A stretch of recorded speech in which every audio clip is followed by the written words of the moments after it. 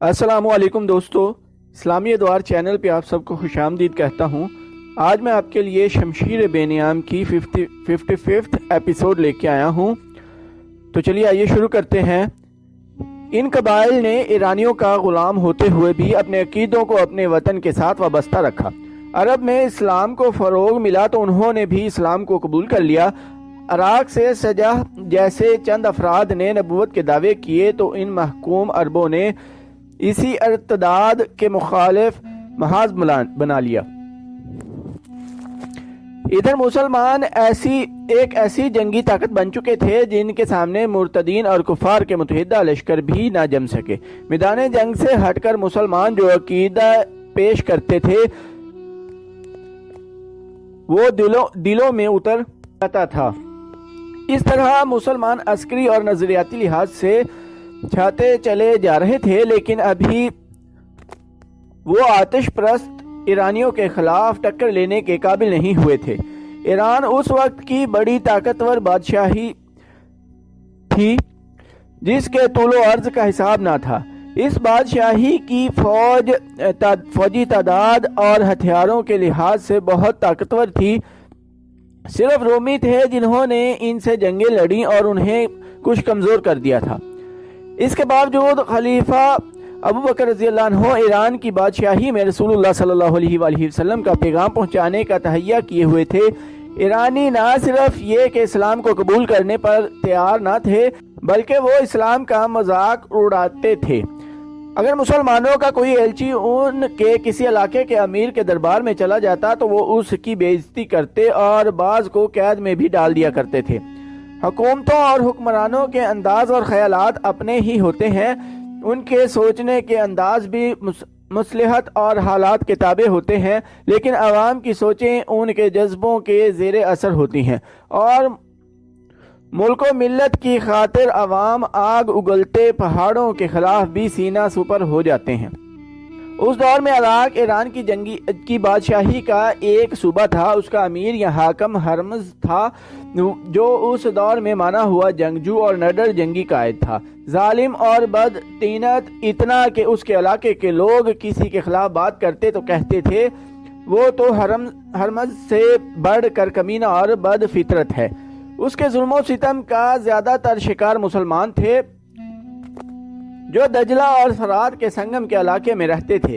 उनके खिलाफ हरम्स को यही एक दुश्मनी थी कि वो इस्लाम के पैरोकार हैं। किसी ईरानी के हाथों किसी मुसलमान का कत्ल हो जाना और किसी मुसलमान औरत का अगवा कोई जुर्म नहीं था। हिंदुओं की तरह ईरानी मुसलमानों को तकलीफ पहुंचाकर किसी बहाने उनके घरों को लूटकर और जलाकर खुशी महसूस करते थे। मुसलमान खौफ व हरास में जिंदगी गुजार रहे थे। मुसलमान जिस इलाके में आबाद थे उसकी ज़मीन सोना उगलती थी। अनाज और फलों की पैदावार के लिए यह इलाका बड़ा ही जरखेज़ था।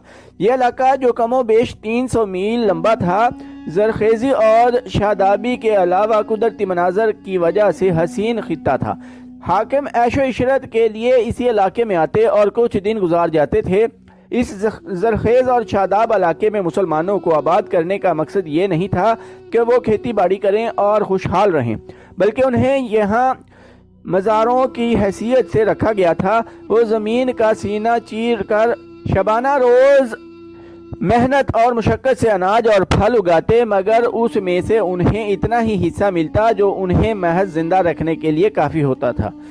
ज़मीन की उगली हुई तमाम दौलत हाकिमों के घरों में और ईरानी फ़ौज के पास चली जाती थी। मुसलमान मज़ारों के लिए गुर्बत और ईरानियों की नफ़रत रह जाती थी। मुसलमान अपनी जवान बेटियों को घरों में छुपा कर रखते थे। किसी ईरानी फौजी को कोई मुसलमान लड़की अच्छी लगती तो वो किसी न किसी बहाने या उसके घर वालों पर कोई इल्ज़ाम आयद करके उसे अपने साथ ले जाता था। ईरानी फौजी किसी बहाने के बगैर भी मुसलमान लड़कियों को अपने साथ ज़बरदस्ती ले जा सकते थे, लेकिन गुलामी और मजलूमियत के बावजूद मुसलमानों में गैरत का जज्बा मौजूद था। पहल ज़बरदस्ती अगवा की वारदातें हुई तो मुसलमानों ने 2-3 फौजियों को कत्ल कर दिया था। मुसलमानों को इसकी सज़ा तो बड़ी जालमाना मिली थी और उन्हें अपनी लड़कियों को बचाने की कीमत भी बहुत देनी पड़ी थी, लेकिन ज़बरदस्ती अगवा का सिलसिला रुक गया था। آتش پرست ایرانی اپنے فوجیوں کو سانڈوں کی طرح پالتے تھے۔ ہر سپاہی اس قسم کی زرہ پہنتا تھا کہ سر پر آہنی زنجیروں کی خود اور بازوؤں پر دھات کے خول اس طرح چڑھے ہوتے تھے کہ بازوؤں کی حرکت میں رکاوٹ نہیں ہوتی تھی۔ ان کی ٹانگوں کو بھی بڑی سخت چمڑے یا کسی دھات سے محفوظ کیا ہوتا تھا۔ اسلحہ اتنا کہ ہر سپاہی کے پاس ایک تلوار، ایک برچھی اور ایک گرز ہوتا تھا۔ گرز پر ایرانی سپاہی خاص طور پر فخر کیا کرتے تھے۔ ان ہتھیاروں کے علاوہ ہر سپاہی کے پاس ایک کمان اور ترکش میں 30 تیر ہوتے تھے۔ انہیں عیش و عشرت، کھانے پینے اور لوٹ مار کی کھلی اجازت تھی۔ وہ جرأت اور عسکری مہارت میں قابل تعریف تھے۔ ان کی کمزوری صرف یہ تھی کہ وہ صرف آمنے سامنے کی لڑائی لڑ سکتے تھے اور لڑتے بھی بے جگری سے تھے، لیکن اتنا اسلحہ اٹھا کر وہ پھرتی سے نقل و حرکت نہیں کر سکتے تھے۔ کسی دستے یا جیش کو فوراً ایک جگہ سے دوسری جگہ جانا پڑتا تو وہ مطلوبہ وقت میں نہیں پہنچ سکتے تھے۔ اتنے زیادہ ہتھیاروں کا بوجھ انہیں جلدی تھکا دیتا تھا، البتہ ان کی تعداد اتنی زیادہ تھی جو ان کی سست رفتاری کی کمزوری کو چھپا لیتی تھی۔ دجلہ اور فرات کے سنگم کے علاقے کے جنوب میں ابلا ایک مقام تھا جو عراق اور عرب کی سرحد پر تھا۔ اس زمانے میں ابلا ایک شہر تھا۔ اس کے ارد گرد علاقہ شاداب اور سرسبز تھا۔ وہاں بڑے خوبصورت جنگل اور ہری بھری پہاڑیاں تھیں۔ یہ تاریخی اہمیت کا علاقہ تھا۔ آج بھی وہاں کھنڈرات بکھرے ہوئے ہیں جو بزبان خاموشی تاریخی کہانیاں سناتے ہیں۔ ہر کہانی عبرتناک ہے۔ اس خطے میں ان قوموں کی تباہی اور بربادی کے آثار بھی موجود ہیں جنہوں نے عیش و عشرت کو زندگی کا مقصد بنا لیا تھا اور رعایا کو وہ انسانیت کا درجہ نہیں دیتے تھے۔ خدا نے انہیں راہ مستقیم دکھانے کے لیے پیغمبر بھیجے تو ان لوگوں نے پیغمبروں کا مذاق اڑایا اور کہا کہ تم تو ہم میں سے ہو اور دنیا میں تمہاری حیثیت اور تمہارا رتبہ بھی کوئی نہیں، پھر تم خدا کے بھیجے ہوئے پیغمبر کس طرح ہو سکتے ہو؟ آخر خدا نے انہیں ایسا تباہ و برباد کیا کہ ان کے محلات اور ان کی بستیوں کو کھنڈر بنا دیا۔ خدا نے ان کا تفصیلی ذکر قرآن میں کیا اور فرمایا ہے، کیا تم نے زمین پر گھوم پھر کر نہیں دیکھا کہ جو اپنی بادشاہی پر اتراتے اور خدا کی سرکشی کرتے تھے اور جو اونچے پہاڑوں پر اپنی یاد گاہیں بناتے تھے کہ ان کے نام ہمیشہ زندہ رہیں، وہ اب کہاں ہیں؟ اب زمین کے نیچے سے ان کے محلات اور ان کی یادگاروں کے کھنڈرات نکل رہے ہیں۔ ان کے بعد بھی پرشکوہ شہنشاہ آئے اور ایک کے بعد ایک اپنے کھنڈرات چھوڑتا گیا۔ بابل کے کھنڈر بھی آج تک موجود ہیں۔ اس خطے میں اشوری آئے، ساسانی آئے، اور اب جب مدینہ میں ابو بکر رضی اللہ عنہ صدیق امیر المؤمنین تھے، دجلہ اور فرات کے اس حسین اور عبرت انگیز خطے میں ایرانیوں کا طوطی بول رہا تھا، اور یہ آتش پرست قوم پہلی قوموں کی طرح یہی سمجھتی رہی کہ اسے تو زوال آ ہی نہیں سکتا، وہ محکوموں کی خدا بنے ہوئے تھے۔ بنت سعود، ایک نوجوان مسلمان لڑکی، اپنی سہیلی سے پوچھ رہی تھی، خدام نہیں آیا؟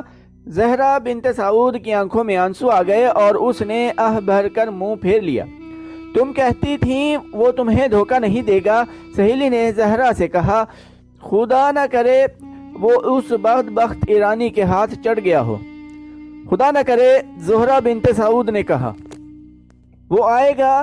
4 دن گزر گئے ہیں، میں اس ایرانی کے ساتھ نہیں جاؤں گی، موت قبول کر لوں گی، اسے قبول نہیں کروں گی، خدام مجھے دھوکہ نہیں دے گا۔ زہرا، سہیلی نے اسے کہا، کیا یہ بہتر نہیں ہوگا کہ تم اس ایرانی کماندار کو قبول کر لو؟ تمہارے خاندان کے لیے بھی یہی بہتر ہوگا۔ یہی ہے نا کہ تمہیں اپنا عقیدہ بدلنا پڑے گا، ساری عمر عیش تو کرو گی نا۔ میں نے جس خدا کو دیکھ لیا ہے اسی کی عبادت کروں گی۔ زہرا نے کہا، آگ خدا نے پیدا کی ہے، آگ خدا نہیں ہو سکتی۔ میں خدا کی موجودگی میں کسی اور کی پرستش کیوں کروں؟ سوچ لو زہرا، سہیلی نے کہا، تم اسے قبول نہیں کرو گی تو وہ تمہیں زبردستی اپنے ساتھ لے جا سکتا ہے، اسے کون روک سکتا ہے؟ وہ شاہی فوج کا کماندار ہے، وہ تمہارے گھر کے بچے کو قید خانے میں بند کرا سکتا ہے۔ ہوں تو میں بھی مسلمان کی بیٹی، میں اللہ کی عبادت کرتی اور اللہ کی ہی قسم کھاتی ہوں، لیکن اللہ نے ہماری کیا مدد کی ہے؟ کیا تمہیں یقین ہے کہ اللہ تمہاری مدد کرے گا؟ اگر اللہ نے میری مدد نہ کی تو اپنی جان لے لوں گی، زہرا نے کہا، اور اللہ سے کہوں گی کہ یہ لے، اگر میرے وجود میں جان تو نے ڈالی تھی تو واپس لے لے، اور اس کے آنسو بہنے لگے۔ زہرا اپنے جیسے ایک خوبصورت جوان خدام بن اسد کو چاہتی تھی اور خدام اس پر جان نثار کرتا تھا۔ ان کی شادی ہو سکتی تھی، لیکن شمر ایرانی فوج کا ایک کماندار تھا جس کی نظر زہرا بنت سعود پر پڑ گئی تھی۔ اس نے اس لڑکی کے باپ سے کہا تھا کہ وہ اس کی بیٹی کو بڑی آسانی سے گھر سے لے جا سکتا ہے، لیکن ایسا نہیں کرے گا۔ میں تمہاری بیٹی کو مال غنیمت سمجھ کر نہیں لے جاؤں گا، شمر نے کہا تھا، اسے 2 گھوڑوں والی اس بگھی پر لے جاؤں گا جس پر دلہے اپنی دلہنوں کو لے جایا کرتے ہیں۔ تم لوگوں کو فخر سے بتایا کرو گے کہ تمہاری بیٹی ایک ایرانی کماندار کی بیوی ہے۔ لیکن ایرانی کماندار زہرا کے باپ نے کہا تھا، تمہارا احترام ہم پر لازم ہے، اگر لڑکی تمہاری دلہن بننا چاہے گی تو ہم اسے نہیں روکیں گے۔ تم غلیظ عربی، ایرانی کماندار نے اس نفرت سے جس سے وہ ہر مسلمان سے بات کیا کرتا تھا کہا، تو بیٹیوں کو زندہ دفن کر دینے والی قوم میں سے ہے اور کہتا ہے کہ اپنی شادی کا فیصلہ تیری بیٹی خود کرے گی۔ زرتشت کی قسم، اگر تیری بیٹی نے اپنا ہاتھ میرے ہاتھ میں نہ دیا تو تجھے اور تیری بیٹی کو ان کوٹھریوں میں بند کروں گا جن میں کوڑھی بند ہیں، بہت تھوڑی مہلت دوں گا بوڑھے۔ اس کے ساتھ اس کے 3 گھوڑ سوار سپاہی تھے، انہوں نے بڑی زور کا کہکہا لگایا تھا، مدینہ بہت دور ہے بدبخت بوڑھے۔ ایک سپاہی نے اسے دھکا دے کر کہا تھا، تیرا امیر المؤمنین تیری مدد کو نہیں آئے گا۔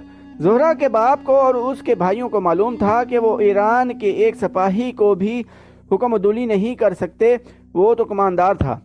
انہیں یہ بھی معلوم تھا کہ شمر ان کی بیٹی کو اٹھوا بھی سکتا ہے اور وہ کچھ نہیں کر سکتے، لیکن اس خطے کے مسلمانوں کے دلوں میں آگ کے پجاریوں کی جو نفرت تھی وہ انہیں مجبور کر رہی تھی کہ وہ ان کے غلام ہوتے ہوئے بھی ان کی غلامی قبول نہ کریں، اور اس کا انجام کتنا ہی بھیانک کیوں نہ ہو اسے برداشت کریں۔ انہیں اپنے اللہ پر بھروسہ تھا۔ تو دوستو، آج کی ایپیسوڈ ادھر ہی ختم کرتے ہیں۔ چینل کو سبسکرائب کرنا نہ بھولیے گا، لائک، کمنٹ اور شیئر بھی ضرور کیجیے گا۔ ٹائم دینے کے لیے شکریہ۔ اللہ حافظ۔